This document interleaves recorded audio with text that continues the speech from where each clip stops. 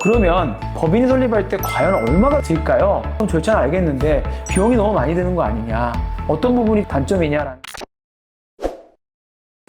안녕하십니까. 개원을 쉽게 알려주는 남자 이성철입니다. 일단은 법인을 설립할 때 드는 비용은 세 가지입니다.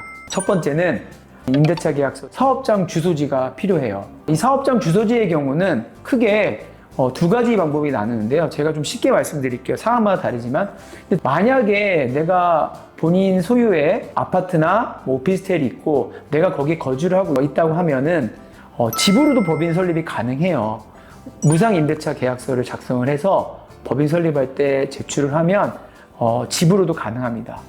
그리고 또 내가 혹시 쓰고 있는 상가, 무상 임대차를 그 계약을 쓸 수 있는 부분도 있다고 하면 그런 식으로 활용을 하면 이 임대차 비용에 대한 비용이 줄어듭니다.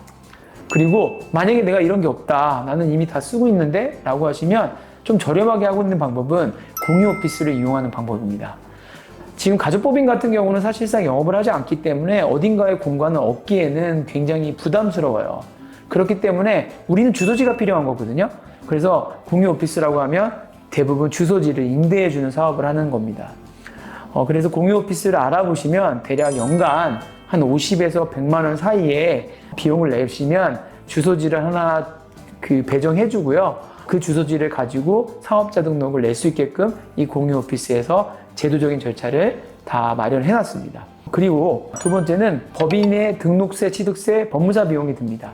이 법인의 인격을 신고할 때는 등록 취득세가 발생을 해요.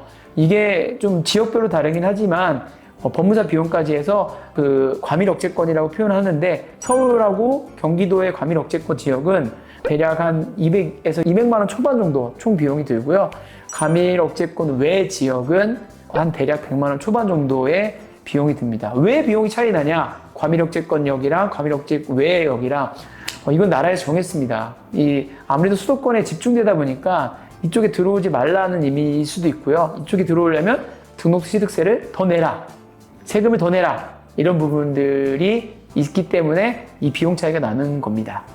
다음에 세 번째는 어떤 비용이 드냐면 세무사 기장료, 조정료가 들어갑니다. 법인도 따로 기장을 해야 돼요. 그렇기 때문에 법인 같은 경우는 분기별로 부가세 신고도 하셔야 되고 법인세 신고도 해야 되거든요. 그렇기 때문에 이 기장료에 대한 부분 또는 세무사 조정료에 대한 부분이 별도로 발생을 하고 있습니다. 이 세 가지가 비용은 보시면 큰 비용은 아니겠지만 어찌됐든 여러 가지 비용들이 들어가는 건 사실입니다.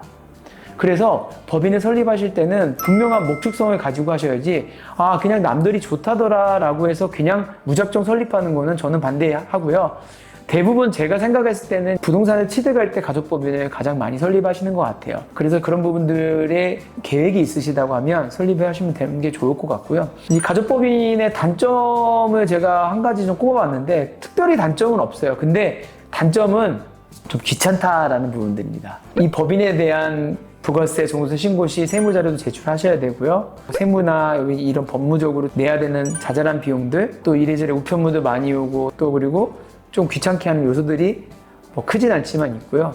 하지만 장점이 있죠. 증여 목적이나 절세 목적도 있고요. 또 배당도 수익에서 받을 수 있고요.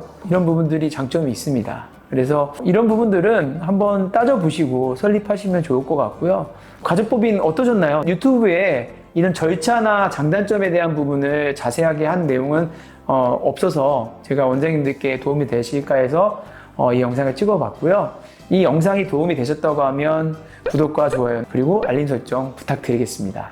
다음 영상에서도 조금 더 알차고 재미난 영상으로 찾아뵙겠습니다. 시청해주셔서 감사합니다.